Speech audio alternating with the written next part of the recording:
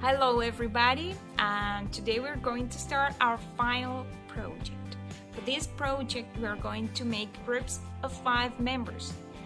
Each group will have one coordinator, a secretary, a researcher, an ICT manager, and a designer.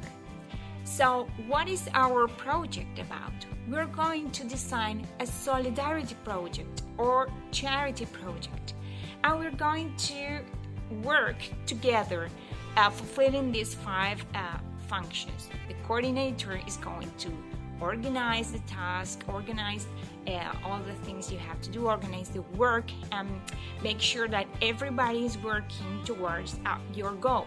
The secretary is going to write down everything you do every time you work on this project, and is going to communicate to the others what the group is doing. The researcher is responsible for organizing all the investigation for the project.